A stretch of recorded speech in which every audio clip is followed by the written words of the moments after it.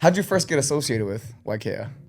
They reached out because Colton's from Hilo. Colton Wong. I do Okay. Colton Wong's marketing, so that's kind of how that started. Maybe 7 years ago, and then it kind of fell off. And then new marketing people came on, and then we started doing more active stuff. And then I started doing the shit that I do, and they're like, "Oh, we got to bring you on." And then I basically fucking flooded the market with fucking YK and the music in the music scene with influencers and all that shit. So you're the guy that's made kind of responsible for what's happened with that social yeah, media wave with YKA? with the collabs and all that shit. Yeah, with the UH deal, all that stuff. Yeah. That's awesome. Yeah. How'd you get associated with Colton Wong? Colton, so basically goes back to during Colt Brennan and those guys during football. I had got done playing, so I was doing personnel. So I knew June. So I would come up to campus. So I basically helped all those kids get their agents. Colt, Devon, Ryan, and that group of kids helped get their NFL agents. So that's kind of how I was around, for all that stuff. And then my nephew played at UH, had class with Colton's wife, Alyssa, because she ran track. So I knew Colton when he was at UH. And then his MLB agent, they're good for on-the-field shit, not so good in lifestyle marketing. So he's like, I need you to do my own lifestyle shit. So then I've been doing this stuff for 10 plus years.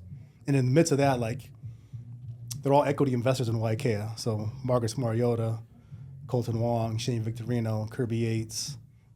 I got Aaron Judge, because Aaron Judge and Colton have the same MLB agent.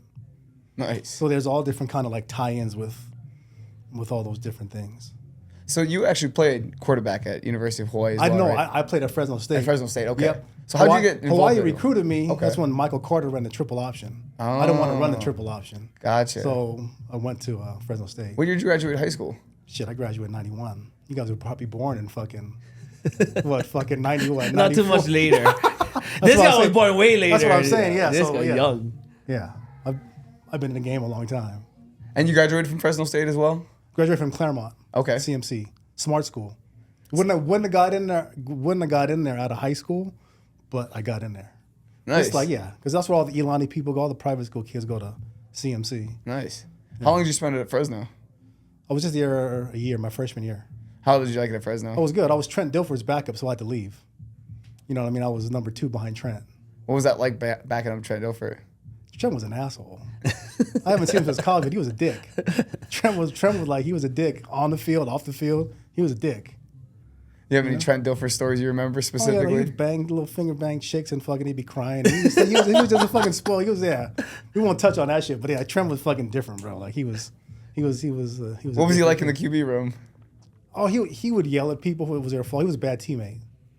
He'd throw a shitty pass, yell at the receivers. And we had dudes. We had fucking. I was gonna say, who's on the roster at that time? Fuck. Everybody played in the NFL. Titus Winans, Michael Ross, Charlie Jones, Lorenzo Neal played a long time. Ron Rivers, Anthony Daigle, David Dunn. There was dudes that played in the league. Fucking Lorenzo played the longest, 12 years. But we had dudes. And that's how Trent was treating Trent him? was a dick. Yeah. But I left because I didn't think he was going to leave early. And I knew they wouldn't play me for just 1 year. That made sense? So he would have graduated senior year. I'd have 1 year. They wouldn't have played me. Right. But he left his junior year, so I would have had 2, but I didn't leave him before. Yeah. So Jeff Tedford was my quarterback coach who went on to coach at Oregon and Cal. So Tedford was my coach. Nice. So how did you get the connection to the University of Hawaii? Well, like I said, my coach that I played for, John Jenkins, back when Andre Ware won the Heisman, run and shoot. The originator of the run and shoot, John Jenkins. He was 2 different sects, June Jones, and then it was my guy, John Jenkins. So I played for him in Toronto 2 years. So he started I did personnel for Ottawa and Calgary, so I had to work out in Hawaii, worked out Nate Jackson. I was going to sign Nate Jackson, but that's kind of how, June put me in touch with Rich Miano, and then he was a college coordinator. So I got involved with the athletics up there then. So I would just pop up to practice. And that's when Colt was playing, and all those guys went on that crazy run. So all those guys needed NFL advising. So I helped Colt get his guy, Ryan, and I kind of did that for the next probably 5-6 years. So when did you kind of make that transition from, Never. So I was always a locker room lawyer when I played. Okay. So playing to me was normal. So I was always the one doing the PR stuff. I was the one going to do radio. I would go read the weather because when I was in Little Rock playing arena, there was 2 guys from California that were on air. So I just go in there and fuck around. I had nothing to do until afternoon. So I go in there and just read the weather and talk about nonsense. Then there were some shock jocks. We'd talk about fucking shaved pussy and fucking stupid shit. Right. The shock jock That shit. era. The shock jock, yeah, when you could get away with doing more stuff. So we did that stuff. And then I was always a bridge between the players and the owners. I'm the one who had to go in there and get those guys more money for meals and shit like that. Like you go talk to almost like a union rep. Yeah, that was me. Kind of like what you do now. So for me, I was always doing the same shit. I was just, football to me was normal. That was my norm. Working out, that stuff was normal. Then I would just do all the other stuff. So I was my own PR person. That's how I got in the clothing industry. Most guys don't got the mouthpiece to talk. That's right? A lot of them don't. A lot of them don't know how to say it. You come across a certain way, and you can't come across as an angry black man trying to talk to a Jewish owner. You know what I mean? Yeah. And you want some more tickets, so you want some more trade money. Because the team that we played for in Little Rock, the guy had a hockey team, lost its ass. We made the most money in arena football, but it all went back to fucking support hockey because he was Canadian. You know what I mean? So it was kind of, but we made a shit ton of money, and I was like, bro, we got to take care of my guys. So like I was the one that knew all the different Popeyes owners. So I'd go to like 5 different places during the week and cut, because they can't keep the stuff, right? They got to throw it away. So I'd come back with like 10 bags of shit, and everybody come to my apartment, all the D-line, everybody come and grab bags to eat. But that was shit that I would do. That was normal to me. Then I made my own press kits. So Rockaware was the first one that sent me shit. That's when all the, so Rockaware, Fat Farm, Sean John, Academics, all the hot brands, that's during the heyday. So I've been going to the Magic Show forever. So Magic Show had no urban section. It was all surf. Yeah. The first year they had Naughty by Nature had a thing called Naughty Gear that was in between OP and another surf brand. And that's kind of how it started. As one little thing turned into, they built South Hall just for urban. Yeah. And then it got big, and then it collapsed, right? They're making a comeback right now, though. Right, but you know what I mean? So it got way too big and it collapsed. It went too fast. So in the heyday, because I ran with Snoop's personal bodyguard, who was a bounty hunter guy. He ran all the security. So he was there, and my guy was a licensing agent for Snoop Dogg Clothing. And then Suge just got out of prison, was at the Magic Show. So there was all kind of shit that was like, that was during like the Magic Agenda. Yeah, but it was before Agenda was just Magic. Magic was the premiere show. Then Agenda came, and then fucking they collapsed that too. Yeah, but they took the blueprint and made like the one wristband got you into both areas. One only got you into one. They started doing shit like that with their premium brands. So I was my own PR person. So I did all this stuff when I was playing, and then when I was done, I had all these contacts. Like, what do I do? I knew somebody that knew Ricky Bell from New Edition, and that was my in. They signed with Bad Boy in 2004. Puffy had no money, but it got him out of their MCA deal. So it was good for New Edition, but they had no money for videos and tour support. So that's my internship. So I got him all the Nikes, the Jordans, the Sean Johns, all the shit you see on those covers. That was all shit that I got them. And then their PR person put me in touch with Boyz II Men when they rebranded themselves as 3 Guys, and started working with them. And the rest is history. To this day, right? You still work with them? What's that? You work with them to this day, right? Who? Boyz II Men? Yeah, Boyz II Men, yeah. They were just out there, New Edition guys too. And then there's going to be a tour this fall with those 2. So it's kind of cool. A Boyz II Men and New Edition tour? Yep. Wow, that's going to be fire. And it's going to be an interactive kind of a thing. So it's going to be kind of not just they do their shit, we do our shit. It's going to be like perform New Edition, Boyz II Men will come out and do this. Medley type stuff. Then they'll go back, like they're going to flip-flop on eras in between their hits time period. Ralph will come do Sensitivity, and then, there's a ping pong back. So it'll be kind of more of an interactive show than just Boyz II Men, New Edition. So what did that timeline look like? Post-college into my pro career, and then pro career into this other stuff. But even into that, I dabbled in acting and video game shit. So I had a video game company for a long time where I supplied all the talent for Madden, all the football games. I had a whole group of guys that did all the stunts. Didn't you dress up? You used one with the green. I did all Peyton Manning's movements for NFL Fever. There was like 4 years I did NFL Fever. I did all his motions. This is when I was still playing, right? So off season, we had a bunch of dudes that would do commercial work and then video game shit. So when I was playing, I still got calls from my guys at Microsoft that went on to run EA and other shit, Sony. Like, hey, can you work? Like, I can't work, but I got friends that go work. So I'm like, fuck, dude, I'm gonna start an agency. They're calling me, you fuckers are gonna. Here's where you're gonna get paid. You're gonna get paid $800, where you're gonna kick me back 80. I told Microsoft, okay, you're gonna pay me 80 on top of the 800 you're giving them. So I'm basically getting 20%. So I started my own agency, just banging out, just here, pay this, and they give me money, you give me money. Then it parlayed from Microsoft, Xbox shit into EA to, Sony had a bunch of football games before all that stuff. So I kind of parlayed that whole video game stuff with the commercial work. I did. Yeah. And so when did you start that during your pro career then? Was it while you were still up in Canada? Yeah, it was off season. That's how I thought I still made income off season. Shit, I had my Gatorade commercial ran. I think I probably made about 100,000 on that. Before, it was before. Off your Gatorade commercial? Yeah, half a day's work. Chris Robinson, the big video director dude, he did it. I kind of had boy band hair, and he was like, "We shave that off." I said, "For Gatorade money?" Like, fuck yeah. So I had one. They had me like in a Puerto Rican headband, fucking Eagles jersey, and it was like a street commercial. They had a dude, little kid, slam dunk it into a milk crate, and then I threw a touchdown to a guy and put my hands up and said, "Some end zones have no end." It was spread the sound. I have the little car. I'll send you the video, but I have that shit. But it was dope because, the checks come in every 6 weeks. So it was like fucking Christmas. Bop, bop, bop, bop, bop. Different now with digital, right? Like the buyouts are it's not as crazy as it was, but before it was only on network, right? 2479 would just fucking run that shit and buyouts. So the checks just keep fucking coming. It was crazy. So yeah, so when both my kids were born, we had to pay anything because my wife's insurance had 80 and mine covered 20. Does that make sense? So because I had all the SAG shit. You make a certain amount of money with SAG, they fucking give you full benefits. But you got to hit a certain threshold. And then, so it was kind of fucking all kind of different things with that. Working with pro athletes and entertainers and, the Jordan brand, my guy that runs entertainment director is one of my best friends. So we've been, 20 plus years of getting fucking kicks. Wow. I've had to sell a shit ton because they fucking disintegrate. So I fucking sold a lot of old shit. But high end shit like, I sold my Tokyo 5s, the first ones. Bro, I went home. I never went home for 3 years to Hawaii. And I had a whole room full of shoes, right? I went home, bro.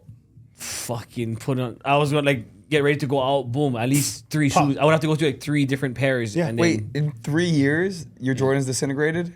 Air Maxes, Jordans, all kinds all the of ones, shit. certain ones have certain Air Max the 90s. the glue shit, Easily. and the bubbles will pop. Yeah. Wait, why though? My LeBron 10s. Just how they're made. LeBron 10s, the bubble blew up on all of them. Some shoes hold, like 11s are pretty good, 10s are pretty good, but some of the shoes you wear, the 3s will fucking.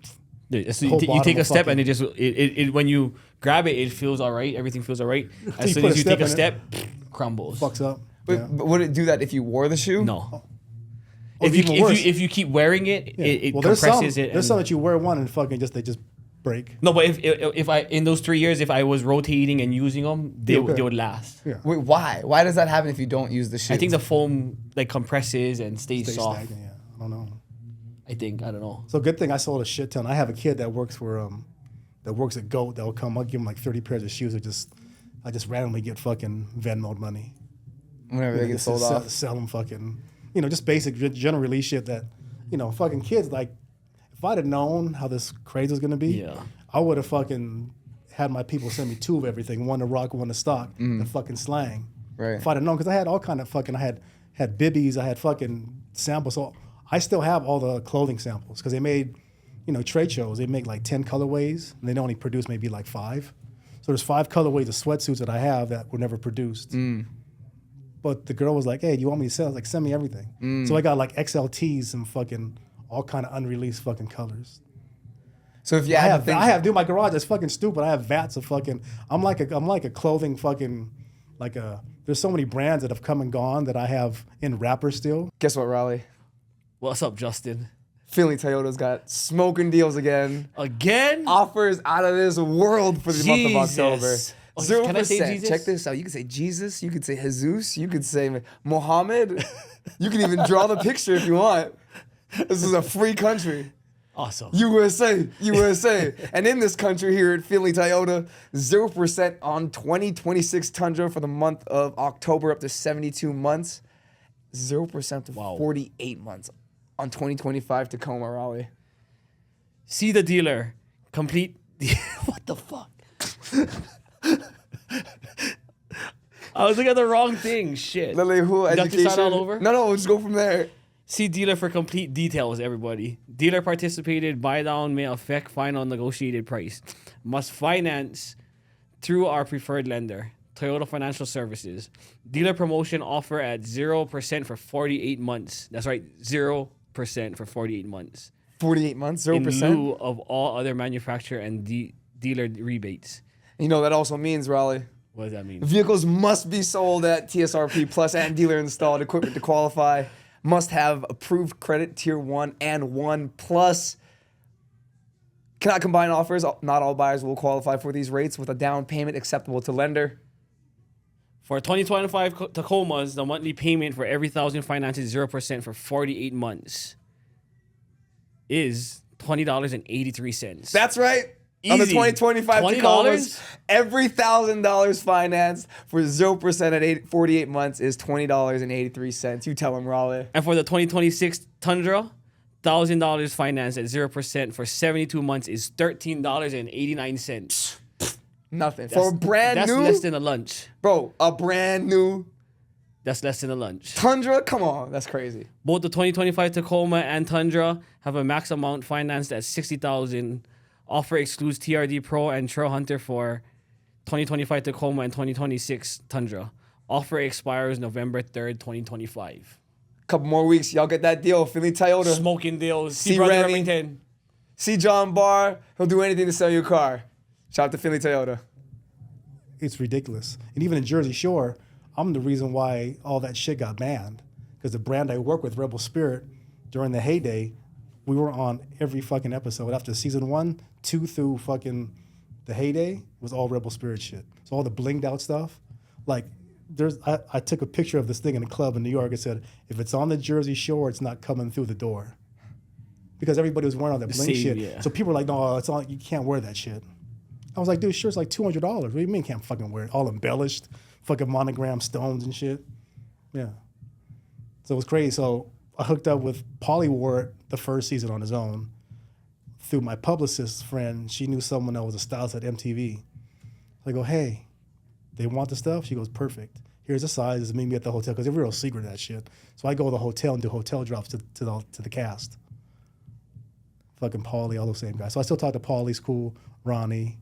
You know, Sitch is cool. He's through his little problems. But like the last season, I think everybody came out because my girl called me. She goes, dude, everybody's fighting over you. I go, what happened? Everybody came out to set in a Rebel Spirit piece. The girls and the guys. And I'm like, what the fuck? So that was like my little piece of like MTV history with that shit. Then even like TNA Wrestling made a character off Cookie and Robbie E off the Jersey Shore shit. So they reached out to me like, hey, can you dress them? I go, for sure, because we had the whole luxury laces, rosary beads. I had all that shit dialed in. And I probably fucked off so much money because I had brands asking me how much does it cost to get on Jersey Shore. Wow. And I was like, nah. And then my dumbass, the Chinese people that own the brand, were like, why do we keep setting the same people? I made their online sales go from fucking 5,000 a month when the show was on to 50. And people just saw the brand. Like no promotion, they would just see Rebel Spirit and the online sales just fucking kick. And I was like, bro, give me 10% of that back so we can throw events. Let's go do a pop-up at the Jersey Shore. No. Fucking Chinese fucked it up. But during that run, they made a lot of money. Right. Because everybody fucking knew what it was. And I think the one dude got arrested. I got to find the picture. I landed in Hawaii. My dude, you know Joanna, man, the actor, Miguel Nunez. He goes, bro, the brand is blowing up. Turn on CNN. There's a picture of the dude, all ATF dudes, and you see him in a bulletproof thing like this. Rebel Spirit fucking on both sides. The drug lord guy, I forget his name. I was like, what the fuck? But I was like, hey, all press is good press. Because they had to probably Google that shit, right? For some reason, I thought Arsenio Hall was Joanna, man. They're friends. They could pass. All black guys look alike, right? Yeah, well, they kind of do. They kind of do, actually. Yeah. I know we kind of moved away from shoes, but no, but they kind of do. It's kind of funny. Top 5 dopest pair of shoes you've ever owned. I still got. It doesn't have to be by value. It can be like your favorite. Well, my favorite are the 11s, just because that's Michael Jordan shit, And it took me 10 years to get a picture with Mike. I haven't even posted it yet, but I've had a picture I've sat on forever. And it was because, his 2 sons I took care of in college before NIL shit was Yeah, but you had the Jordan brand deal too, right? That we did, yeah. So we actually have, this is what 20-something years into it. We're gonna finally drop a Jordan, a Boyz II Men Jordan 11. It's gonna be a friends and family drop, but it's supposed to be this fall, but it's probably gonna get pushed to spring. But that makes it even better though. Friends and family. Really. Yeah, for sure. The drops, well, the 11s. Tinker Hatfield's a good friend too. So Tinker signed a pair. The Ducks, you know, I've touched all the fucking shoes. I mean, I sold my Dior's because somebody wanted to pay me money. Soulfly 3s, Duck 5s. Like people fucking gave like $5,000-$7,000 for them. I'm like, all right, Sheesh. I'm never gonna wear them here. Right. You know, I got all the trophy room shit, you know, from Marcus, all the friends and family stuff. Do you know anything of the background of the Jordan retreat? That they do now? Yeah. Yeah, so they used to do the MJCI, which was a Michael Jordan Celebrity Invitational out here. Mm-hmm. We do it at the Aria, and then they go do Shadow Creek. So Michael did that. It was at Atlantis for a couple years. Then they moved it over here to the Aria for like 4 years. Mm. And then they got rid of that. That's when they started doing the retreats for the athletes and those guys. But that was the athlete function of it. So shit, we performed. Boyz II Men performed. Kevin Hart roasted Michael, and it didn't go very well. Like it was crazy. Like so. Wait, around what year was that? Fuck, I got to go back and look. That was before Kevin was Kevin. Okay. You know what I mean? They hired kind him of when Kevin was a Diddy. He was still so here's crazy in the comedy circuit how it goes with me. So. My guy that ordered all the shoes for my guy Reggie Saunders. Okay. Reggie's in all the shit. Khaled always shouts about, still in the meeting. Like that's Reggie shit. Anyways, it was a Filipino guy named Mark Chan. So he was a Joe Coy fan. Okay. So I went to a Joe Coy show. I went to a Russell Peters show. Nice. And Friends. Saw Joe do a set, and I was like, dude, this funny as fuck. He had a little booth with merch in the back. Said, hey, you like Jordans? I was like, hit me up, watch what's gonna happen. So I fucking seated him for like probably like 3-4 years, maybe 5 years. And then my guy that was doing the seating, another guy came on, a black kid came on Trey, and he liked Kevin Hart. And then this is when they were both on Chelsea Lately. Kevin and Joe were always on that. Okay. So they were kind of the same, right? Yeah. And then fucking literally, Kevin got the Jordan brand commercial, Agent Zero. And my guy, we kind of influenced that whole decision. Okay. And then his shit went up here, and then Joe Coy stayed down here. Damn, you couldn't have looked out for another Asian? What's that? Couldn't have looked out for Joe Coy, because pick the black guy. Joe was on flow for a long time. Joe came to the house like he fucking my son now who's fucking about to be 20. Like JJ would fucking hit on the little girlfriends he'd bring over. No way. Yeah, sitting there laughing. Shit, I got pictures and all that shit. Like it's fucking hilarious. Still quarterbacking. Still quarterbacking. You know what I mean? So one of my agents was like, you better go to law school. So I fucking took my LSAT, got into law school, then I deferred it. I never went. Why? But I didn't want to put what I was doing on hold for 3 years. And I hired good attorneys, so I don't have to have that myself. So, you know, but it was good. I mean, I got to meet fucking a bunch of different people and do different kind of things along the way. And, right. That's kind of where your strong suit is, right? Like Bruno Mars used to come to the house before because Ryan Kalamaka was one of the kids I took care of at UH, his best friend who was an assistant for a long time. Fucking Bruno used to come to the house. My 35th birthday party, he came to a surprise bowling party. So I got video of him fucking doing Michael Jackson and shit in the bowling alley. And literally 3 months after that, Billionaire hit. Wow. Blew up, yeah. But he used to try to have me come do shows because, you know, he was always talented, but no one knew what to do with him. He'd do shows in Santa Monica. So when Ryan came out to train, he was staying with him. He was like, dude, I'm just going to stay at your house because this fucker sleeps in. He's not going to bring me down. I was like, no problem. So Bruno would come drop him off and shit. That's when my kids were little. So, you know. Bruno I've always wondered that why it almost felt like you never heard of Bruno on the way up. Like, out of nowhere, it was just But he wrote so many songs before then. He fucking was getting money off publishing. I think if you was from, like, I watched him, like, perform in Hawaii, but we knew of him, but because it wasn't like he was a household name. Yeah, but like to the point like a Jasmine Trius or something. He and his uncle did all those fucking lounge singers. So, funny story, because I meet crazy people flying first class on different shit. I met a lady named Kika Matsumoto. She does all the booking for on Hawaii. So she booked when he was baby Elvis. Because she had sent me a couple pictures when Michael Yo was doing something on E. Like, here, I got a picture for you to use. So she books all the lounge singers like Holly Kalani, the Sheraton, like all the high-end properties. She does all that stuff. But I met her on a flight. So it was kind of funny. But I mean, that's why Bruno shit just fucking out of nowhere. This Bruno Mars. And he didn't want to wear the Rebel Spirit shit. Like, man, that shit's too nice. I can't, it's not my style. It's just too nice. Then all the Yeah, cocaine he was shit kind of under the radar and then just popped out one time. Yeah. Nowhere. That billionaire shit hitting fucking just. They found his groove and he's just fucking rolled with it. But it kind of seems like that's just what he does now, right? Like he comes out, drops a couple of He's Grammy got to with songs. all the money fucking owes Is the that hotel. true? Is he really in debt? I've heard that there's not Yeah. much legitimacy to that. Oh, there's some shit there. He's a gambler for sure. Yeah. Probably paying some like $500,000, Well, you can't be near $1 million. bro. You can't be hands. gambling that much and not be. Yeah, I don't. You know what I mean? Especially again at those sizes that he's. But here's the deal: it's not real. You can be in Vegas. You sign a marker. They give you little toy chips. You don't know what the fuck that is, man. You're chasing. So do you think his residency and his performances were tied to a gambling debt? I would say high likelihood. I can't confirm or speculation, but I would say pretty good chance. The more you gamble, the more you lose. I would say Right. I would say pretty, you know, because then he got caught with the cocaine. Because I had people hit me up that night and all that shit too. You know what I mean? Like, yeah, How do you that famous and rich and get caught with cocaine? careless. Did you have a guy for that though? Yeah, Ryan.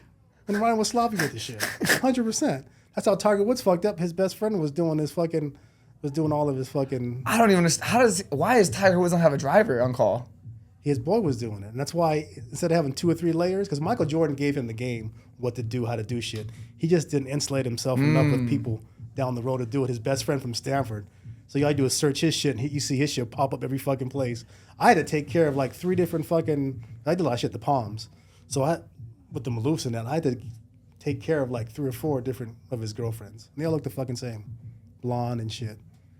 Different chicks, but they could have all been sisters. That's a good point. I feel like Jordan's probably like He's a pimp. the athlete that's done The only the reason cleanest playing. and I can't remember the Not fucking name of really. the girl. He was in the media, the only but reason that Jordan did that commercial with Jeter where he tipped the We're cap. talking about Michael Jordan, Yes. right? Not his son. No, the only reason that Jordan tipped his cap to Jeter in the commercial was because of a girl he fucked. That was the only reason. And all my Gatorade people laugh at that. So the head of Gatorade was one of my friends too, and she ran Kobe Inc. after. She was the president of Kobe Inc. But she told me stories. She goes, we're in a meeting, pitching that to him. Michael said, will you do that for Derek? He goes, no, fuck that. Only because he fucked this girl. I can't remember what her name is. Just because he banged that, that's what I'm tipping my cat to. Funny. I've seen grown man cry trying to get a Michael Jordan picture at his events. Bro, there's guys that try to get Jordan a picture of Jordan. He shuts for it to years, his yeah. dick. Even our manager, boys, our like real manager, Kentucky Derby, Michael's plastered. Comes up with Wanye, and our manager's dad is with them. He goes, hey, Michael, can you get a picture of my dad? No, fuck your dad. I'm going to take a picture with Wanye because he's wearing my shoes. And he was dead ass serious. He took a picture with him. That's Michael. Fucking funny. But at his birthday party out here, because it's always around NBA All-Star. So when you do NBA All-Star, typically Michael's birthday. So the last time it was in LA at one of the mansions, there was probably like 5 levels of fucking VIP. And my guy from Deuce Brand made 5 different color bands. So everybody had like Khaled was like tier 3, and then it went up, and then Jordan's one was a different one.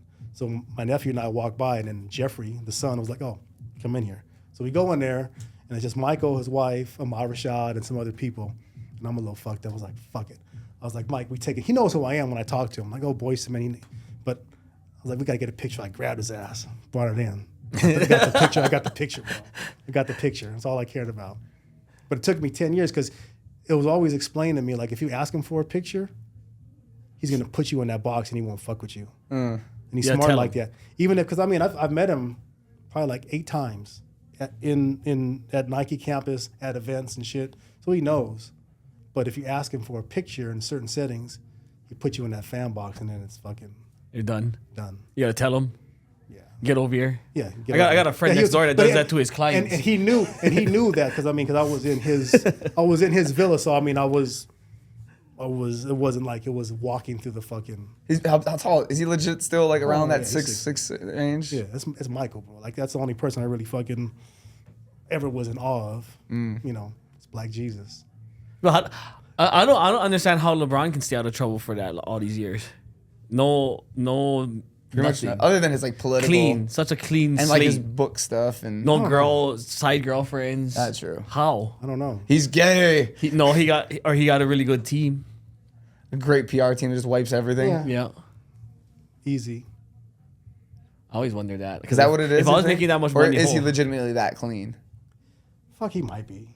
Just that clean? He's just one of those dudes? It's such a different era. You know, people always talk about LeBron and the Michael comparison. I mean, I think it's stupid. I mean, to be honest, I mean, one person was a generational, like, transformed fashion, different things. Like, you can't, like, no one cares about LeBron's shoes or his what kind of fashion. I like some of them. I like some years. Well, no, but you know what I'm saying? Where Michael, you got to understand, NBA yeah, had every 1, 2, NBA 3, 4, 5, NBA 6. stuff was short shorts. Michael had baggy. So he basically, you know, created a look. You know what I mean? And that's why with Boyz II Men, he loves us so much is because he retired. That's when the Retro 11 came out. So he and Tinker, it's a verified story. You know, when they were designing it and making it, Michael says, Tinker, someone's going to wear this shit with the tuxedo. Tinker's like, whatever. So I remember it was after the Grammys, Tinker said he got a call at the house. He got a call at the house. Honey, it's Michael. He's like, Michael who? Michael Jordan. I told you, motherfucker. He's like, what? You see Boyz II Men? They wore my shoes with the tux. I told you. So that's basically, we were the first people to make the Jordan shoe into lifestyle. Oh. Because there was no lifestyle. There was no what lifestyle. What year was this? Fuck, I don't know what year that was. And we can't. Is that still 90s? Yeah, it was 90s. We couldn't find. We still can't find a picture of the actual when they had. No one has it, but it's there. That was the first time that someone wore the Retro 11 with a tux. Was that the AMAs or one of the Grammys that they won? So that basically was the first time that there was such thing as lifestyle marketing for a brand that crossed over from the court into that. There was no such thing as lifestyle marketing. After that was Iverson. Yeah, but there was nothing like along those lines, right? It was just, you know, Michael was a kind of trendsetter with that stuff. To this day, yeah, because before you couldn't even wear, like, this isn't even 15 years ago. You couldn't even wear basketball shoes into the club. Like, if you try to wear a Jordan into any of these clubs over here, remember they used to tell you couldn't wear. You couldn't wear, but now you can. But now you can because those shoes are much more expensive. Yeah, now you can, but before they would be like, oh, you can't come in here with those. You think you can get in with some KDs? So, Durant's another couple one. of Kyries. Kyrie's cool. So Kyrie, Kyrie does a lot of stuff with my guy Deuce Brand. So Deuce Brand, did all Kyrie's bands since he played. Kai bands he does Kai bands, but before he was with Nike, he couldn't sell them, but they made them for him. And then Phil Handy played at University of Hawaii. They do his Be Your Own GOAT collection. So there's a lot of tie-ins with some different shit that we do with some of the stuff I do. So it's crazy how all this stuff gets mixed in. No, we're all over the place, but where'd you play your high school ball at? High school, Cerritos. My teams were 2-8. We had three guys on our team ended up playing professional sports. 2 played football and 1 ended up playing baseball. And then my friend Todd McMillan played like 8 years with the Bears, and he lives in Arizona. Just was with him last week. So it's kind of crazy. So yeah, we were 2-8 because we had terrible coaching. That's kind of why I kind of got into coaching, is because I remember I wanted to do things for kids that didn't happen for my you. coach didn't happen for me. Right. Certain things I should have. So I mean, I have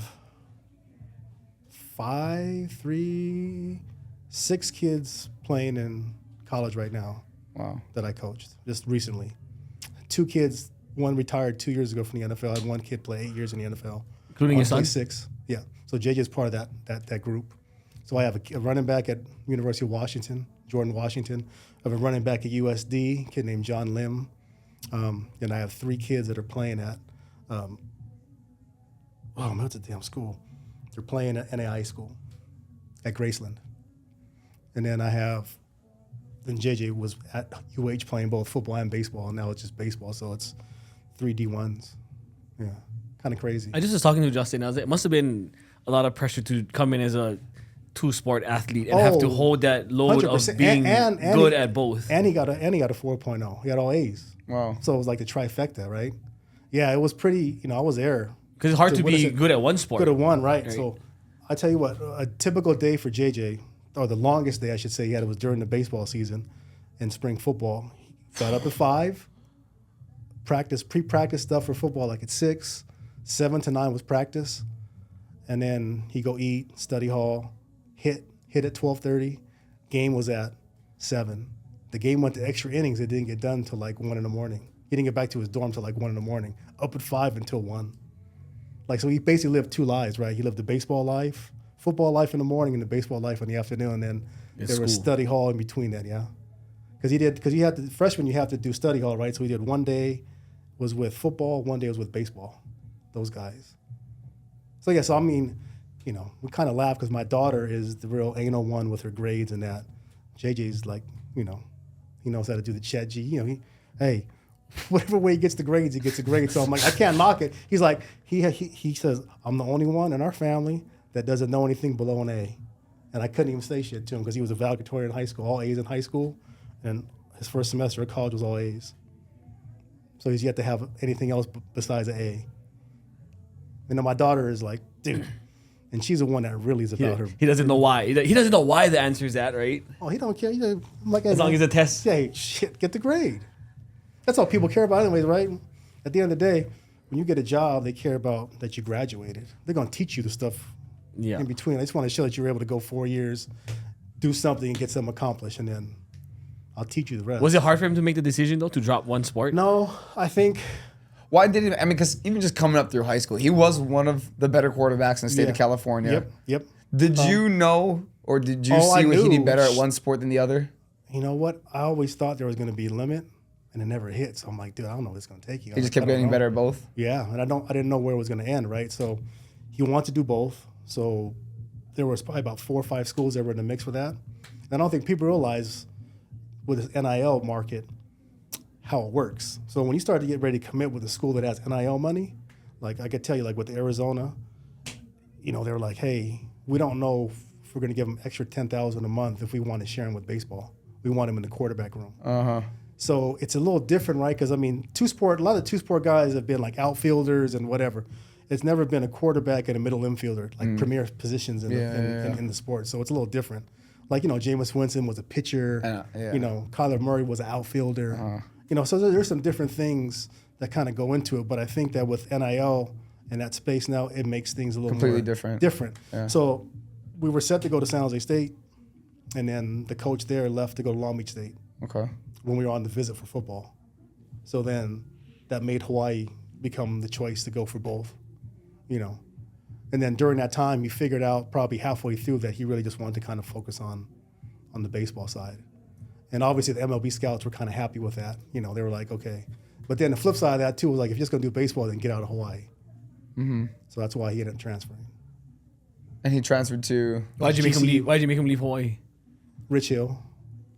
I got to keep that. You could print that one. Different. We call him Baseball Jesus. So a little different. Yeah. And when MLB scouts and different people above my pay grade say do X, Y, Z, it's kind of like, okay, this is kind of where we'll go to. Yeah, so he's at GCU. And GCU was one of the schools that were really recruiting him heavy out of high school. So if it would just been baseball out of high school, he would have went to Grand Canyon. So it's kind of, it was an easy choice for that to kind of come full circle back. What kind of NIL deal did University of Hawaii have? Oh, the NIL stuff up there is, they don't have much. So basically, a lot of stuff that I put together for him progressively had money. So we had YK, he's a YK ambassador. So we actually have part of our sponsorship, we have NIL money tied in to different athletes amongst up there. And obviously with the brands and the restaurants and people that we do things with, his stuff was pretty intense compared to what no one really had certain things like that because no one was really working on those things. Yeah. And that's why it's tough for Hawaii because there's no big money people to come in there just to give money. It's old money, but you know, Shane Victorino said it best, make them go earn the money. I'm just not gonna give it to them, make them earn it. Because I had to earn it, you go earn it. I'm just not gonna give you money. So different philosophy. And I told them it's gonna take Hawaii to come out here to Vegas to the young generation, people that have disposable income in whatever industry they're in. I want to help. I'll give $100,000 for this. You know what I mean? More money here on the ninth island than back home for NIL. Because nobody wants to give. Everybody wants to talk, but nobody wants to give, and that's the problem. So they're never, and that's a problem with mid-majors in general. Yeah, mid-majors will never be able to compete with the P4s because of that, the money. So you got to treat the P4s, what they have to do, they're treating the group of 4 schools, the mid-majors, as their JCs. So if a kid, so the only equity you have really is playtime, right? So if I could get on the field at a mid-major, let me go play because I'm going to play myself into money, right? That's how it works. So basically, the thing is for mid-majors is like, okay, come here and play, and then we'll get you out of here. So I mean, just logically, has that trickled down to the JC level yet? Some of that stuff even has. the mid-majors, like, are those normally the guys that would be there, right? Are they being forced to go the JC route and then they're plucking guys out of there, or JCs kind of struggle with that, so they take the other schools before they go to JCs. Okay. JCs kind of got left on the back burner with for football. It's bumped that way. Okay. Bumped that way where the kids at Division I, even Division II All-Americans, because they see what they see, right? Right. And they deem that a little bit better than some of your JC competition. So that way, you know what you get. Right. Even in other baseball too, there's kids at ping pong. It's all analytics, right? They can tell your batting average, all the different things you have to have you come with my program. Like the Aloy kid, he was at Sac State before he went to up there to Arkansas. That's true. You know what I mean? So he played there and got money, and then he got drafted. I want to touch on Sac State, but does that mean that the mid majors now they're at a much higher level though than what they were? Okay. But those kids don't stay for long, right? Because they're so the good. Programs kind of go here and there, sporadic, like right? A couple years. So like the people like Greg, like IT's Greg Sal's at Hawaii is the leading receiver. It's probably going to stay that forever because you're never going to have a kid come as a freshman, right? Put up numbers and stay 4 years. Not going to happen unless he's like a 5'10". Yeah, but even then, someone's going to go and someone's going to pluck you away. You're good for a year or two, and then someone's going to come get you. So I think a lot of those records will stay. But like anything else, your equity is you go ball out for a year or two, someone's going to pay you to go. Even a guy like Micah Alejado, you think no, because he's so small, if he stayed there, right? Different. I mean, you got to look at this to how certain people were recruited out of high school. Because people talk about offers and committable offers, right? So if you go back and do your research on like certain schools, certain players that could do certain things, different threshold with that, right? They just made the choice. That's the direction they're going to go all in with, and we're going to find out here in this next month how that goes. You know what I mean? Because they made a big push off season with that, and they made the marketing campaigns and those things, and now it's been a little rocky. So I think the next month is going to define a lot of things for that. Have you watched any of? Oh, I was at every practice for 2 months in spring. So I have my own assessments on those different things, but yeah, What is your analysis on Micah? I have no comment at the time.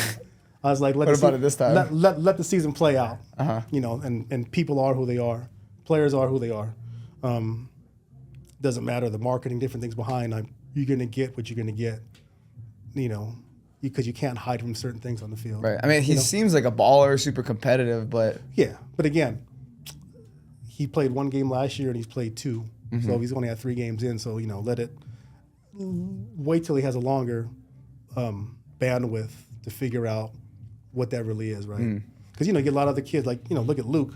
Luke came in, he played 2 years at a JC, and then he's played 3 games in Division I now. So do those things equate? You find out in the course of the season. It's like anything. It's opportunity. Who takes advantage of opportunity? I just know that look at the Mateer kid. He's at Washington State now. He's he just hurt his hand, but he was out there killing it at Alabama. Got paid, and those players follow coaches too, right? Coaches ascend, players ascend. You know what I mean? That's kind of how those things go. So it's NIL is here to stay, and nothing's going to change because people were doing it before illegally. Yeah. Now it's just legal. So the only way anything's going to change is if you make college sports a pro league and you have a actual commissioner and salary cap and all these different things. But then you're always going to have those other guys, the SMU money and these other guys that have money, they're going to do what they want to do anyways. It's been going on forever.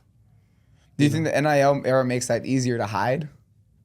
Oh yeah, I mean you could have someone. We could do an honors deal with someone right now and pay him whatever you want to pay him to come and do a shoot. Here's $50,000, come do a shoot. Cam, for real, my dude, UNLV. You come have Cam here. Here's 10 bands for you, Cam. Come do a photo shoot. Cool. I just had Cam. I just bought him lunch when he went.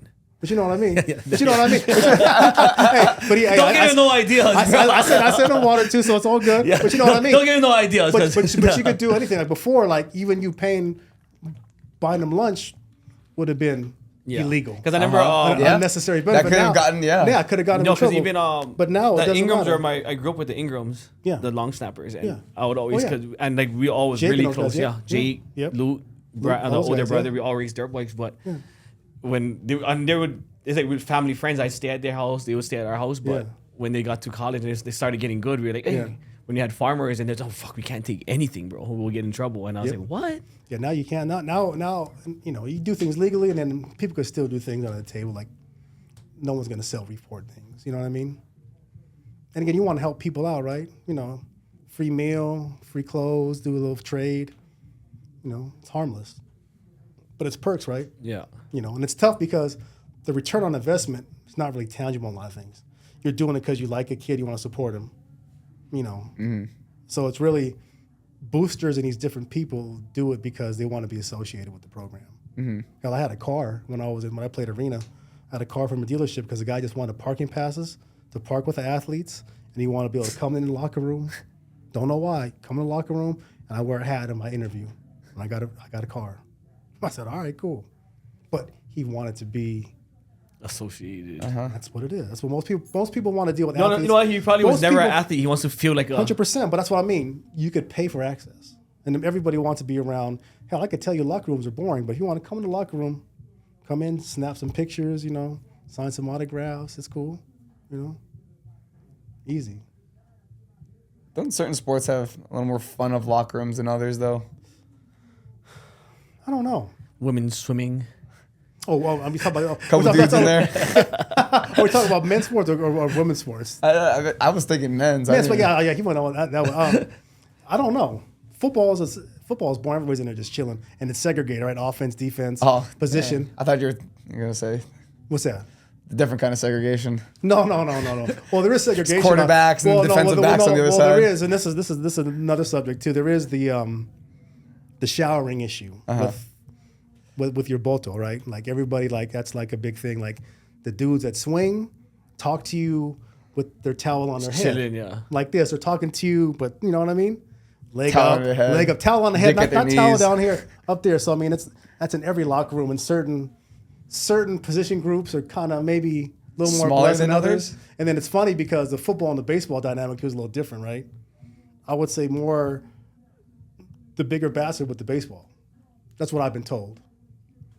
Those are the guys. So I mean, again, athletes, it's kind of locker room culture. Everybody showers. Like, you know, some of my young kids are like, dude, I'm not showering. Took one of my kids forever to shower with the team. I was like, bro, they're gonna think you're weird if you don't shower with the team. Like, just go shower. Go shower. You know what I mean? I didn't think we were gonna get there, but I'm just saying, basketball's not the biggest. I thought basketball would be the biggest. No, especially at a pro level. Like everybody's like I've 6 never, something. Yeah, but I've never been in a You ever asked Jordan? locker room. No. How big's your cock, Jordan? Nah. How big do you think it is? I have. If you had to guess, Black Jesus. Shit, it wouldn't even matter. Shit sprinkles dust. It's got to be like 6 soft, no? 6, 7 in that range. Does he we go on that 6'7" trend? Right. He's 6'7". Is that what you meant to throw him with that one or no? I didn't even think of that. See, there you go. See, that's Back to Sac State. Yeah. What is going on with Sacramento State? Why are they so good? It seems like they've got a lot of buzz in terms of football. Football is still, there's still FCS, so nothing's really happened with the football. They had the kid Merriam that came in there. He was at UH. He was a coach at UH during Graham. You know, he's a cowboy hat wearing guy like Dion too. They had some buzz, but I mean they're doing okay. But the big buzz is having Bibby and Shaq be the GM with the basketball. That's the buzz. Well, I know there are some. They were trying to make a buzz. They're trying because I mean that school's going to transition to the Big West. Sac State's going to go Big West and everything but football. Football's not ready to go big. They're not ready to go into that yet. So that's why they're getting 3 stars signed out there. I think they even signed a 4-star, if I'm not mistaken. Could have been a lot of the transfers. They're getting guys over there, but it's still. They petitioned. They tried to petition to go FBS. Okay. But they got shut down. Okay. So they're still FCS. And I think, so it's still, they're still going to be independent because everybody else is transitioning to a different league, to a different conference.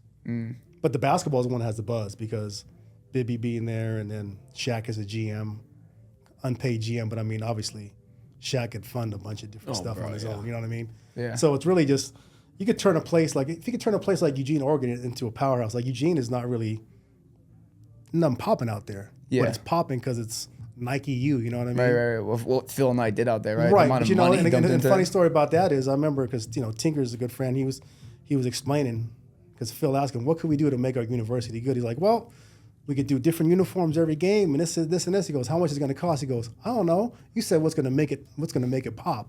This is what's going to make it pop. I can't tell you how much it's going to cost, So Culture, right? The cost to change culture. but that's what it is. It's Nike U. Like you want that Nike, you want the exclusives, it's what you go. Shout out to my dude Kenny Farr. He's the head equipment guy at Oregon. His wife is from Hawaii.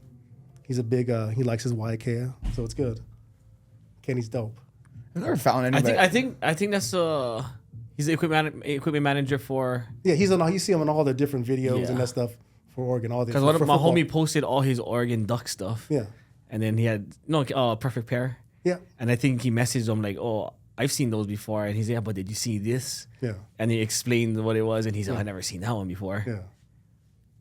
How did you guys first get linked up? Back when we just talking about that now, I had to be like 13, 14 years ago, right when Farmer started. He was still doing construction. So I met Keone, and then, he said, these are my guys. It was him and Sean Paul. And Let me give it to you. Everybody that had, one? Huh? Sean Paul? No, different Sean Paul. So Sean Paul was into BMX stuff. Yeah. Okay. So we actually did a Colt crew farmers market I kind of helped put together. The bike thing, right? Because I know the guys with Colt, so they had at their warehouse they had like a quarter pipe. So we did a big BMX event there. Did like a shirt and all that stuff. It was kind of dope. In the backyard? No, it's in the warehouse. Oh, in your warehouse. Yeah. Oh, okay. Yeah. But that bikes are supposed to be like good bikes too, right? Yeah. Oh yeah. Colt crew was they're still pumping stuff out. It's dope. Yeah. So we known Raleigh a long time. Yeah. You remember your guys' first interaction? At the shop. Probably at the shop. Yeah. Well, it's such a blur for those guys. These guys went hard. Like, you don't understand how hard it was. Like it came.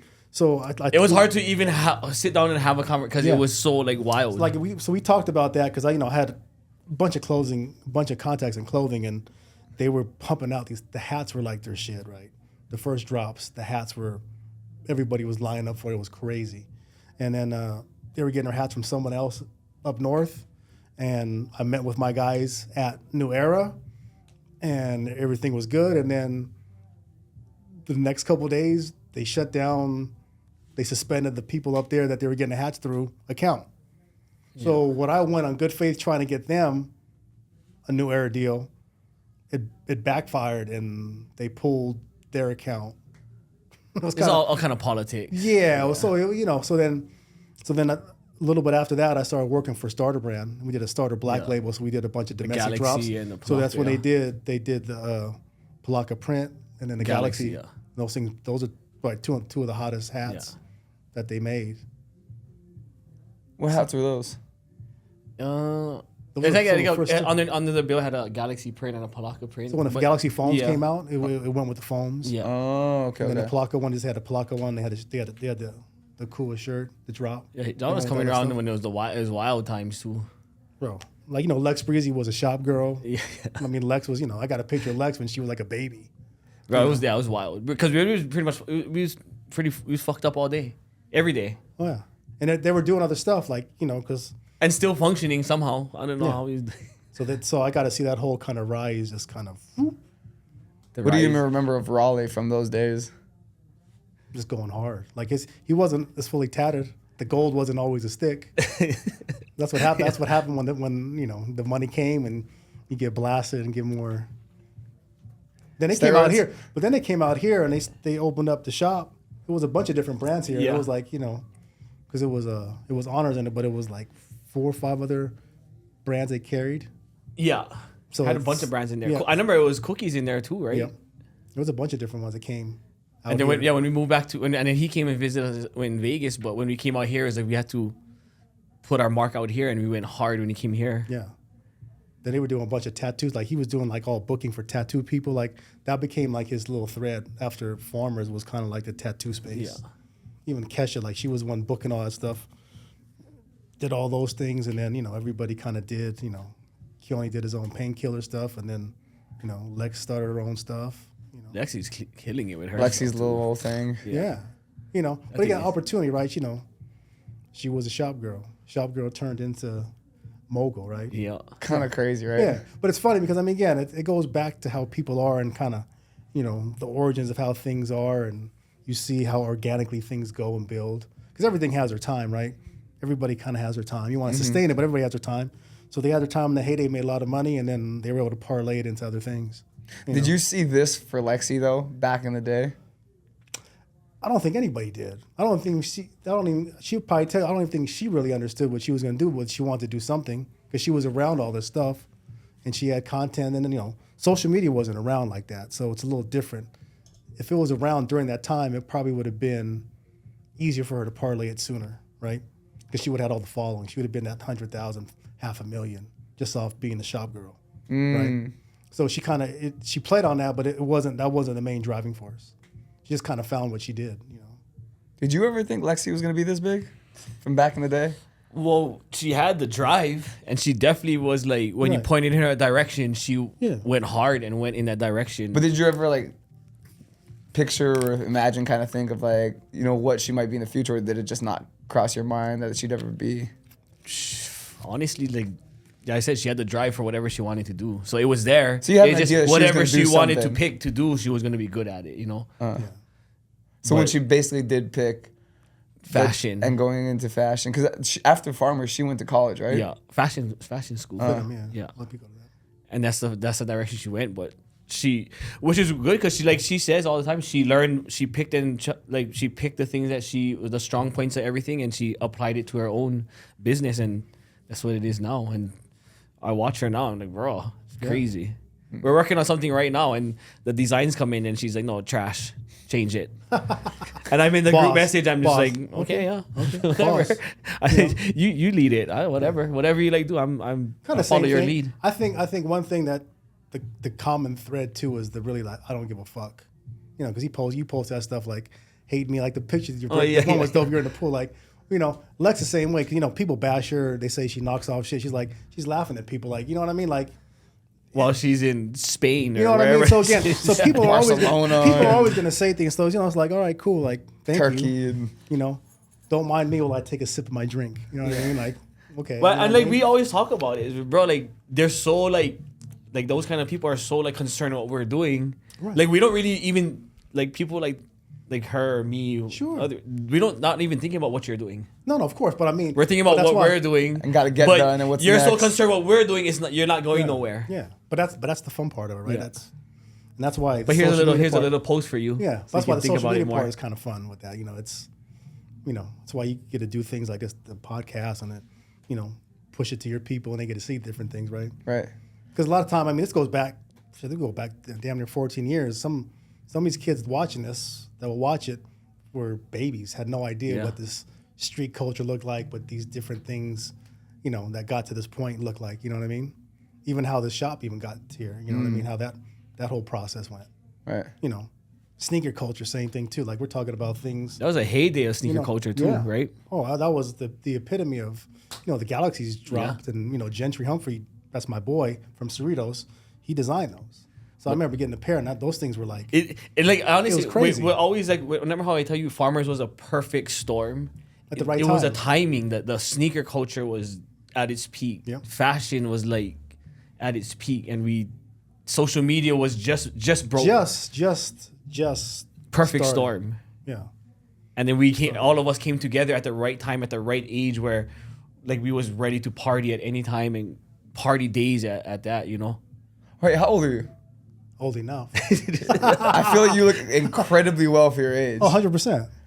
Definitely. Because he keeps himself. You know what he is? But it just started clicking that you called him young as fuck. And yeah, and he's like, wait a second, but the thing is, like, when you never notice if you're in that that streetwear culture and that culture, you can keep yourself young. Yeah, well, because you take care of yourself generally. Well, I have to, just because my kids, I got to be able to beat my kids' ass. That's Yeah, last few that's- things. But fashion-wise, right? Like fashion-wise too. You keep Well, yourself fashion-wise, like well, you got to see stuff. what's You know, I had to trending. come, I usually wears aloha shirt. They got to come with. No, but like you know, Yeah. like you know what's trending. You know these things. How Yeah. to keep yourself. He's like, well, you got to keep yourself well. Well, he forgot because he's like, oh, you got the aloha shirt today. I was like, oh, usually you wear yours. Oh, That's yeah, why I that's said, oh, I true. got to have mine. You know, Damn, yeah, Lexi got to get us another shipment, huh? Yeah. tell her. Last few things before we get out of here. You did mention your kids. Yeah. What is it, and what would be your advice to parents raising Here's the thing. high-level athletes? I learned this, and my friend Todd McMillan I told you about, his dad, when we were in high school, his dad came to every of our football practice. Didn't say anything. We would practice on the football field. His dad would ride his bike up there and jog around the track the whole practice. Okay? This is in high school. Todd went to college at NAU. His dad came to every game. Would just show up and stay in his dorm room with him for certain things. He got drafted, played in Canada, Saskatchewan. Dad came up there, stayed with him, watched every game. Was in Chicago with the Bears, went to every game and stayed with them. So his dad was everywhere. And people try to say helicopter parent, whatever. I learned the blueprint from Wiley McMillan, Todd's dad. So for me to be and have my kids still kind of want me around, my daughter playing softball, my son playing baseball now, to be able to be there and be around and help. Like, I do a lot of stuff for a lot of people. Now I get to kind of do those things for my kids. So for me, I think for parents, be around your kids as much as you can. Like a lot of people say 18, you're out. Like both my kids are over 18 and I have a great relationship with them. So I would never want that to be any different. Like, Do you think it turned in like when they turned 18, it turned more into like you guys are friends? Yeah, I mean, we talk about real things. Because I see the way you and your son are. Like, you guys are more like friends than. Yeah, and it's funny because people get mad, and my wife gets mad because we go to restaurants and the waitress comes back, oh, you guys want to split the check? Well, why do you want to say that? Oh, friends split checks, right? They thought that was a dad. They'd be like, oh, here, dad. You know what I mean? So it just happened again last week. And again, we look at each other and laugh. But to be able to do that is kind of cool, right? So I think... Cool for you. Cool for me, right? You know what I mean? But then that also means he looks older too, right? Yeah, he's just happy he's got your genetics, bro. Right, but then it's funny too, like with my daughter, right? She's 21 and she's feeling herself and, she's newly single and, I'm like, hey, slow down, sis. You can't make up for 3 years and 3 days, right? That's what I'm trying to have her slow down but she's got too much of me in her. So I'm like, I get it. So I just give her knuckles. My wife complained. I'm like, dude, I was like, I'm giving you knuckles. Like, you are who you are. I'm sorry, but I know what I was. Yeah. I know what you are. So live your life. Have fun. Embrace it. It's fun. You're finally embracing at 21. Just be safe, right? Have fun, right? Yeah. But even for that, it's like, okay. And I think that for me, the rest of my life, I'm setting them up to have their life. Does that make sense? So what I do from my point now until whenever I go is to make sure that they're good with the properties and the different things, that they're going to be straight. So I think for me, my motivation is to stick around, enjoy them as much as I can, but also now I'm preparing on the down where to get to this point, we're just kind of just moving around, shaking, coaching, and doing these different things. Now you're here, you're on scholarship, you're doing well in class, you're gonna get jobs after, you have a chance to play pro and things. So now this is the fun time to enjoy the process, and then we'll worry about setting things up for when it's not here. So I think that for me as a parent, have your kids be a part of their life as long as you can. Like, don't put limits on. You're out of the house at 18. Like, no, like, if your kids want to fuck with you, enjoy that. Mm-hmm. And be blessed that they want to do that, right? But we still have the hard talks. I'm still a dad. I'm still going to teach and preach, and I'm going to tell you things you probably don't want to hear, but it's coming from a place of love. I'm not trying to hate, and I'm just trying to tell you, like, hey. Especially you experience all those things too, right? And again, if anything, learn from my mistakes. You still got to go through it yourself, right? You still got to go through heartbreak. You still got to go through these things. I can tell you it's going to happen, but you got to go through it. You still got to learn that. You got to feel what that emotion is with pain and those different things, right? That makes us human, right? The feelings. If there was no feelings, life wouldn't be fun, right? Right. If you had no feeling, it would be like, whatever. You want to be able to have the highs and lows and be able to talk. Yeah, but because you went through like the pro athlete thing and everything, right? You know how long the career lasts. Sure, and I know what it takes for those. Yeah, things so to happen, with right? him, like whether he goes pro or not, are you preparing him Sure. for when that time that even if he does go pro when the time is done, or if he Sure. doesn't end up that way, Both, are you right? preparing him Both, so with what you have, like what you obviously what you set up Sure. all these years with the Sure. connections and everything is a and really then big. for me, it's to have them kind of see me interact and like have me Learn kinda the game, right? Have me Yeah. talk like, dude, how do you do this? Because it's Like, hard to like what you do and Yeah. what like we like networking and the Sure. marketing and stuff. It's You different. you can't go to school and learn it. No, and it's just a lot of it is just interacting with people and just getting to know people. You're not always everybody's not always gonna be your friend, but you can always be cordial to people and be nice. So I think for me to have my son see certain things and then my daughter see certain things, it's good. She's like, oh, I can't do that. I go, well, you can because it's in you. You just gotta do those different things, right? Because I can't just go talk to people. Like, well, you can. It's just something you got to get over. Mm-hmm.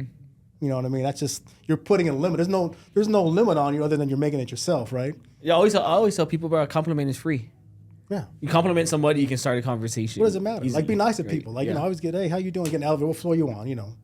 So my son would tell me like, oh, I'm nice to people, and I just ask him, I said, what floor you on? Oh, have a nice day. You know what I mean? It costs you nothing to do. Most nice people to are just fearful of how someone's going to react to them, right? Yeah, but I just think that it's when you interacting with people, it's always good to be nice. But if you give them a compliment, it's hard for somebody to give you a bad reaction when you give them a compliment. Yeah.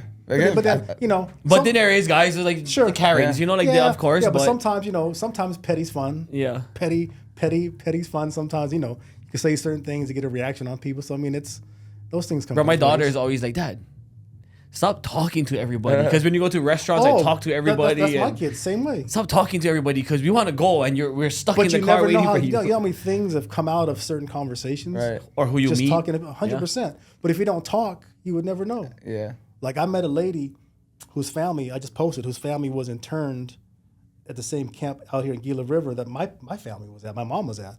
And I only knew that because she was back there cutting the sashimi, and we just started talking, and she stopped and came around, and we had a conversation at the table, But again, if I didn't dismiss her, I just would have had dinner with JJ, and we would have left. Never would have known that. You know what I mean? Yeah. So again, it's the conversations you have with people that you don't really know what could come out of that. You know what I mean? It's like even like when I remember I went to Hawaii the other week for the weekend, and I flew back, and my flight got delayed and everything, and I was telling when I finally got here, I was telling my girl, I was in the airport and I met this guy and he was waiting there from 11 and this girl was waiting over there from then, and then I was on the plane and I didn't have my charger for my phone, so I was like, fuck, I saw the lady get out her charger, she plugged it in, so I was already like, oh, I'm gonna have to talk to this lady. So I watched her phone, and when it got to like 90%, I said, hey, would you mind if I borrow your charger? Mine is like going dead, and so she let me borrow her charger. Then I was telling my girl, she's like, oh, when we landed 4 a.m, she had to rent a car and drive to Cedar City, and she's like, what were you guys talking about? Like, I was like, bro, she told me everything. Like, I fucking pretty much got her life story out of on the plane ride. But that's how those things work. Like I told you on that flight I had, first class flight where I met Kika, Auntie Kika. That's how I got to meet my Auntie Julie, who was the executive assistant at the Sheraton forever. So I stayed at the Sheraton for over a decade. Wow. I got the regular rooms, I got the suites, and I got the whole access to the Leahy Lounge, all that stuff because of that relationship. And then when COVID happened, she early retired, and it was never the same back there. But I mean, I stayed there for a long time, because of a flight I took that I got to meet Kika, who booked all these different people, and then that was her contact. And that's why I always wonder though, is because I see. Because like Vegas has become the hub for all these athletes, like young athletes to come here, right? And they come with their parents.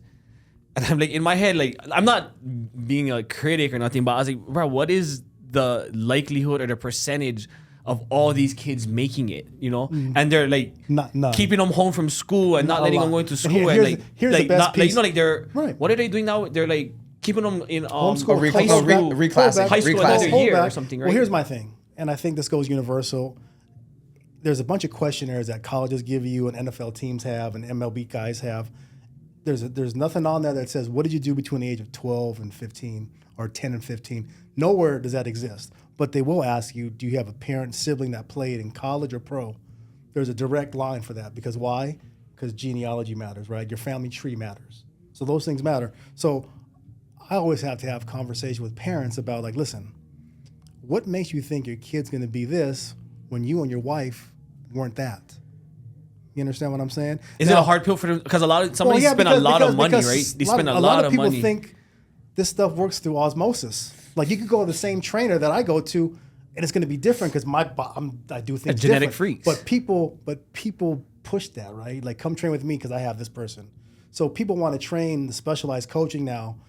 You know, look at the quarterback coaches. I could make a lot of money doing that, but I just know it's a personal journey. I couldn't do a group of 10 kids and charge them each $200 for doing drills. I couldn't do that because I know what my quarterback coach, how personal and it was with me. And it wasn't even football stuff. It was talking about life and talking about situations, how to handle that. So it's a journey, not just a cookie cutter 1 hour a week. You know what I mean? That's kind of what it's come to.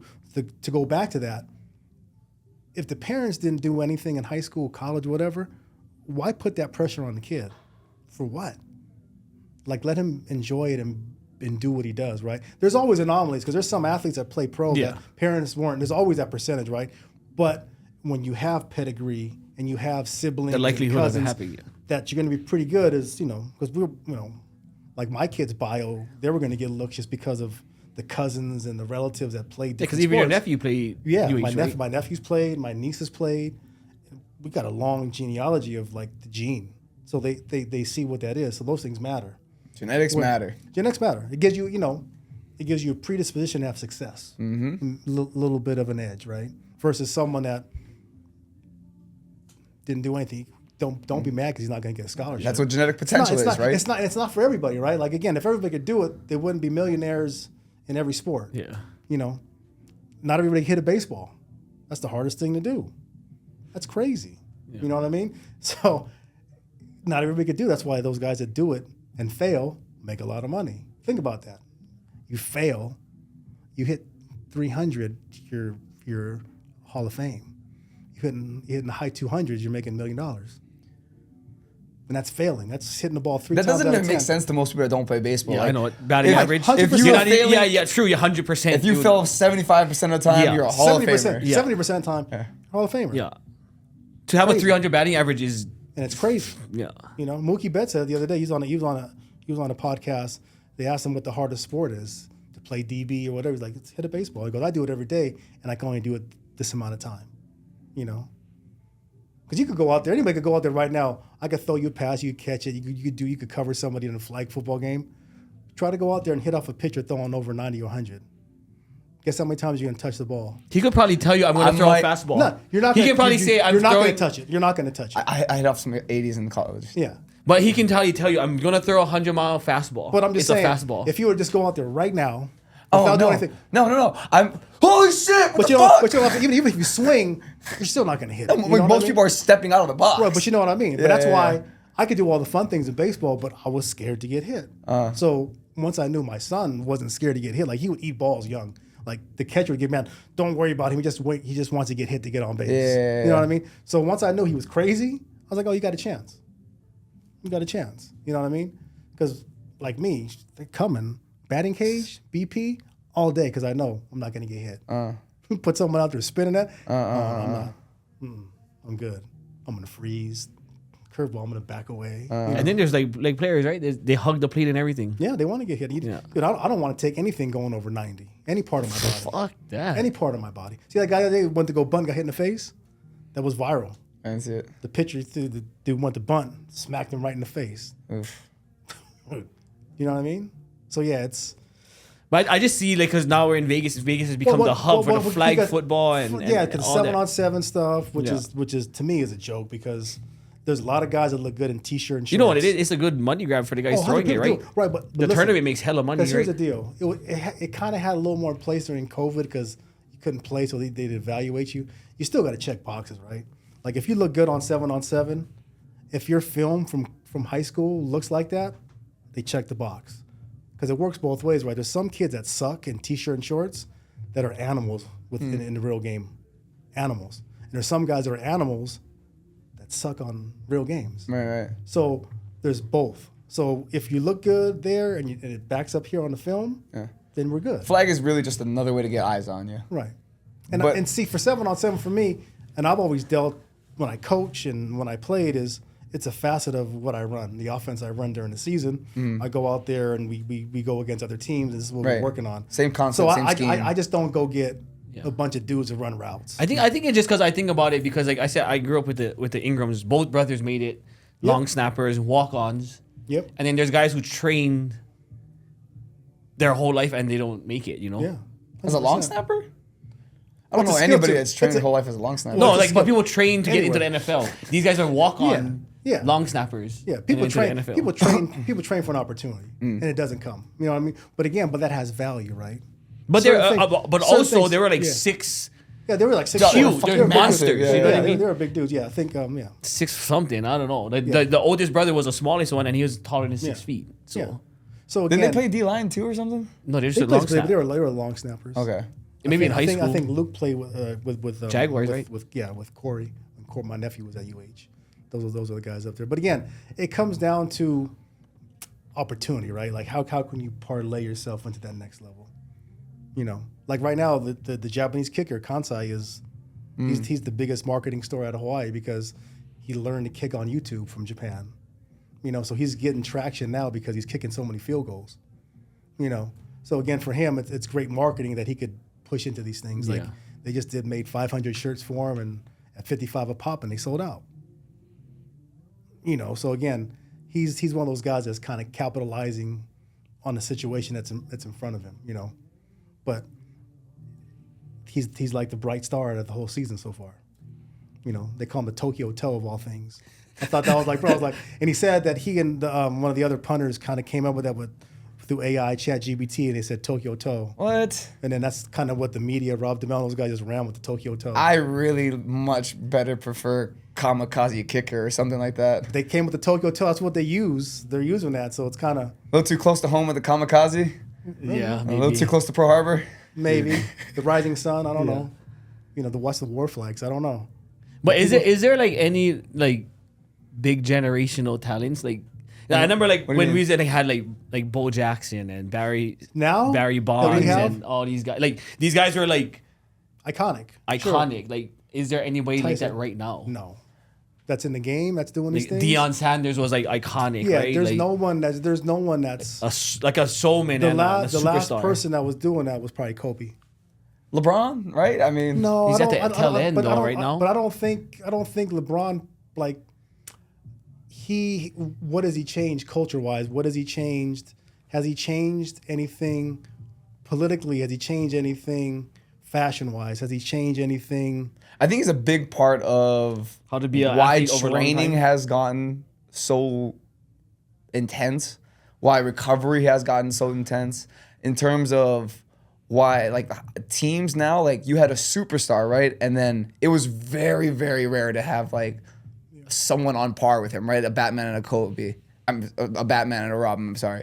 Yeah, but I think that when LeBron during the span that he's playing, I think a lot of these specialized people kind of came into existence. That wasn't around during the Michael Jordan era. Like there were guys doing it, but it wasn't as accessible as what they have now for the youth. But I think he definitely was like a special. Well, because he LeBron came is- out of high school, right? He came and he you know, was like came into the league. And the thing is, he- I mean, if anything, it's longevity, right?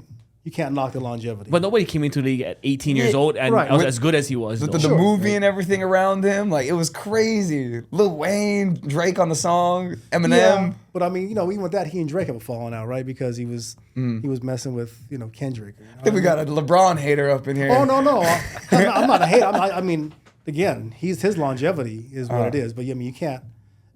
It's two different things. I think it's just somewhere along the line, it just like I don't know how the heat came down on him, but I think he just did certain things to protect his image, and you kind of end up being a little corny when you do Yeah. that. Yeah, I mean, again, you know, I think when he went to the Heat is one of the first things that everybody yeah. would turn their back because on again, him, right? Magic Johnson will tell you he never thought about bringing people in and doing that. Michael Jordan never. Magic never Johnson didn't have to.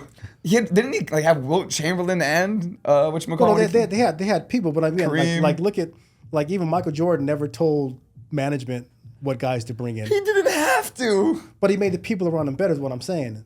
He didn't have to go chase these super teams. I don't know. He didn't have to go with Dwayne Wade and. Well, he got Chris Scottie Bosh. Pippen, and that changed everything. Right. Like But again, they traded for Scott. But they drafted him, right? And Tony Kukoc came and all those guys, right? And so I mean, They got a really good team. That was a good team. But that was done through the management. Like Michael didn't spearhead that stuff. Does that make sense?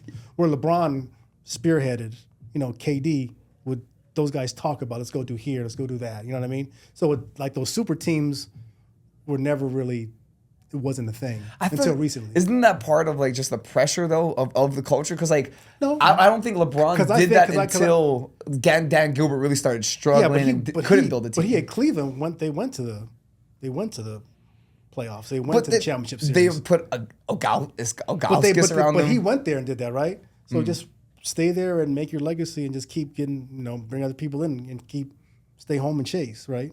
Like Larry Bird. I don't think nobody wants to stay in Cleveland though. But you know what I mean? But he made like that what is even there? Right, but he made LeBron. He made them Akron. He made them go to the finals. Yeah. You know what I mean? The Football Hall of Fame. You definitely end up in LA because LA is like the city to end up in. Well, look at everything else, because Dylan Gabriel is a good friend, and that's kind of where JJ's named after the dad. So when I was growing up, the only person that looked like me playing quarterback was Garrett Gabriel, right? Wow. He looked like me in a helmet. Everybody else was, white, black. There was no like mixed hopper-looking guy. Yeah, right? no tan kids. It was Garrett. So I always said, when I have a son, I'm gonna name him Garrett. Well, we kept the J's in our family, so that's why he's Jarrett. And it was cool because, I gotta tell Dylan a story, I gotta tell Garrett the story, So there's a correlation between those things. I didn't realize Dylan had a pedigree like that. His dad played? Oh yeah, his dad's the UH legend, Garrett Gabriel at Hawaii. Yeah. What year is that? In the 80s. Like he beat BYU during the 80s. Okay. Yeah. Garrett Gabriel is a legend. Back under the Rainbow War. Yeah. That's right. Yep, so his dad was a UH legend, and then Dylan played, And that's why you get to that kind of, he's in a situation, Dylan's in a situation in Cleveland where he's dealing with the Shador factor and those different things, right? So it's the marketing, it's a different things versus the actual football side of things. So it's kind of crazy, man, like how social drives narrative and certain things when it really goes down to what the football part is. And that becomes the most meaningless part of the whole thing. Can you think of a logical reason they would draft Shador in the 5th round after taking Dylan in the 3rd round? None. Because again, if you know anything, 5th round pick might not make the team. 3rd round pick, they picked him for a reason in the 3rd round. And it just takes one team, right? They valued him in the 3rd round, so that's why he's a number 2 quarterback. He'll probably end up taking over at some point this year because of what they saw in him. Dylan's probably one of the most cerebral kids I've been around. Because we talked football, he'll come to the house, we talk, I ask him questions. Like he'll be a coach or a politician one day because he's very well spoken. He's already doing stuff back in the community in Hawaii that most people don't do. The jersey donation, and he's doing a lot of different things, right? And he was the first person I signed on an actual NIL deal at Waiakea when he was at UCF before he transferred. So that whole thing is kind of he's very mature for his age, and again. They say because he played 6 years or whatever. I mean, he's got the touchdown record and all these different things, right? But here's my deal. He is very smart, very cerebral, so he understands the offense. He knows what he's going to do with the ball. That's why he's so good. He knows where he's going to go with those different things.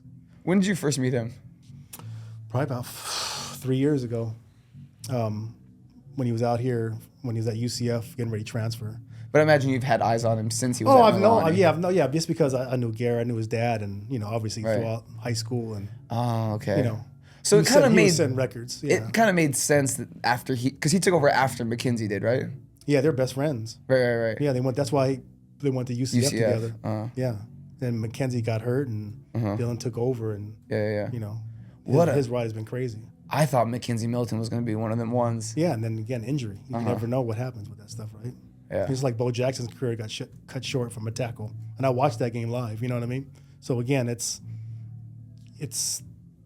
there's no rhyme or reason why things happen. They do. They just do, It looked like McKenzie was really going to be like the cream of the crop, possibly. Like he was on the He path. was playing there with Tua on Tua's level, I felt like. He was playing good, yeah. And they have the undefeated season where the unofficial. When they call themselves national championships. Yeah. Whatever time. Yeah, but and that was when Dylan got in. That was at the very early part of NIL stuff. People weren't kind of sure what to do, and that's when Dylan left, and he was going to go to UCLA, and then end up going to Oklahoma because his coach was there, and that's when Caleb Williams left. You know, there was a lot of moving parts. So there was a lot of people that were kind of coming around, coaches and these different things. So, yeah, it was a fun time. What is that, man? That's so crazy. Because then even Dylan parlayed that. I mean, COVID did good, right? Because he got the extra year. Uh-huh. So for him to come back and go to Oregon and make the money he made at Oregon, life-changing stuff, you know what I mean? So it's perfect storm of timing. Right. Timing, luck, and ability. You know, he's a prime example of that, you know. Yeah. Because like you So said, it's like Marcus. I mean, Marcus is a good friend too. Marcus is an investor in Waikea. If Marcus had come into the league now, he'd be in a much different situation. Because now NFL teams are catering to what the quarterback does in college. Yeah, the offenses are built Where before to it, Marcus came in running this offense now, they try to make him an NFL quarterback. And that's not necessarily what he was good at that time. He learned it, right, to survive. But if someone came in running what like the Cardinals run, what Philadelphia runs, you know, how good could Marcus have been from the very beginning? Look at him in Washington now, right? Well, he's still killing, of course. Yeah. And again, Marcus probably has about 4 or 5 years where he could actually be a starter. Then another 4 or 5 just straight backup because of his skill set, right? And I remember him when my nephew Corey was at UH. We went to St. Louis to throw before camp started. I was like, who the hell is that tall kid? It was Marcus, you know. So, you know, his story is documented, just them offering him a scholarship, but he didn't even play the season yet. How accurate is that story at that camp where he was just tall and outrunning everybody? Oh yeah, because he could run like a deer, like a gazelle, you know. Because I always knew, because Craig Stutzman is a good friend of mine too. You know, San Jose State. He was the offensive coordinator at St. Louis, so he's like, this kid's gonna be really good, and you know he was. So again, it's opportunity and those different things, and he's still doing it. Last thing before we get out of here, top 5 quarterbacks of all time. For me. Because the reason I wear number 8 is because of Steve Young. So Steve Young, for me, would probably be the one because of how he played. But even if you compare him to like modern guys, like a Lamar Jackson or a Josh Allen. He did that stuff before. So you got to understand, it was frowned upon for quarterbacks to run. Because Steve was like a 4-4, 4-5 guy. Because I don't think people realize when he played in the LA Extreme in the USFL, he played a game at running back. He rushed for almost like 200 yards at running back. So Steve Young he could do the things that I could do when it was kind of frowned upon. So he called it organized chaos. Like he would run the offensive West Coast system, and then when he ran, he just would do stuff. Did it at BYU, did it with the 49ers. Then John Elway. That's why I wore 7 in high school. So, and then, you know, obviously you got to put Tom in there just because what Tom did, you know. And I knew Tom. So Tom's sister was at Marine, was a pitcher at Fresno State when I was there. And she dated one of my friends, Charlie Jones, so I knew Marine, and they would always talk about her brother Tom maybe coming to Fresno or whatever. So Brady's in that mix, and then if I got to go with like some young guys, you know, definitely Lamar Jackson, because I liked him when he was at Louisville, and I get in arguments with my nephew about he doesn't throw the ball very well. I was like, dude, he's an animal because he puts his foot in the ground, he's a running back, and he can throw the ball. And again, I think he's got the highest QBR in the last 5-6 years. I think ever. Top. Yeah. Right. Yeah. So again, he wears 8, you know. So I'd have to put him in there. Obviously, you know, Jalen Hurts is killing it. I mean, Josh Allen does his stuff too now again, but Jalen's pushed him to where they got a Super Bowl ring. Yeah, you know that's more of a team thing, is it not? But you could say that. I mean, it's kind of hard. But you would put guys like Allen, Hurts, Lamar above a Peyton Manning? Oh yeah. You want to talk about Peyton played a game a certain way, and you know Eli too, for that matter. I mean that's the ultimate kind of team stuff they did. You know what I mean? Brady did it. You got to understand, Brady did it with different people all the time. Like look at every year, Brady did it with different receivers. Everybody. Every year, where you know he had Marvin Harrison was with for a long time. Was with Peyton. Edgerrin James, like he had a stable of people that were together a long time. Like with Joe Montana, he's in that mix too. Like Joe had all those guys together, Jerry Rice, you know, all the different backs, Roger Craig, the tight ends, you know. So it's the person that did the most with different people was Tom Brady for sure, because he did it with different people every year. So would you say this is like the best era of QBs so far? I think the best era where it's college offenses in the NFL where it's fun to watch. Does that make sense? So I think it's more college friendly. Coaches have realized like do what a kid does in college, so the learning curve is not so drastic. And, you know, because there's even talk about, you know, Jackson Dart's going to start this week for the Giants, and there was something that came out on ESPN that the Giants coaches reached out to Ole Miss to get things. Now, how much truth of that, I don't know, because everybody knows what everybody runs: RPOs, air raid, all the different concepts that everybody runs the same concepts. They that's universal. They call it differently. So it's like learning another language. That's why certain people over the years, like when the West Coast was in vogue with the 49ers, all those backups played forever because like 4 teams, the Packers ran it, the Eagles ran it, you know what I mean, the Chiefs ran it. It's a version of the West Coast, like Mahomes and those guys. Right. I mean, I put Mahomes in that top 5 argument too, just because of what he does. Yeah. And he was an air raid quarterback. He's one of the few air raid quarterbacks that's had success. Because the air raid, you don't necessarily have to read defenses, you just kind of read areas. Yeah. So the knock on air raid quarterbacks, they don't know how to read coverage. He's been able to have success and win Super Bowls.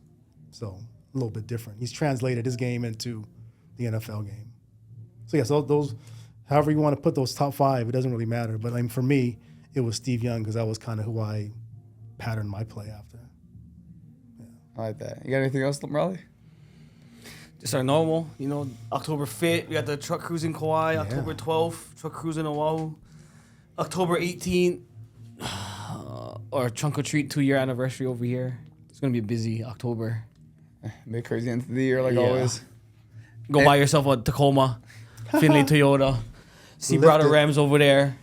Shout out to John Barr, everybody over at Finley Toyota. Anything to plug, John, before we got here? Let's grab this YK. 7-Eleven. That's who sends us our pallets right here. Yeah, this the guy pallets, right here. whatever you need right here, the blue bottles. Yeah. You know, make them fancy. The best out there. Still Friends Show on YouTube. Subscribe, follow on Instagram. That's it for me. See you guys next time.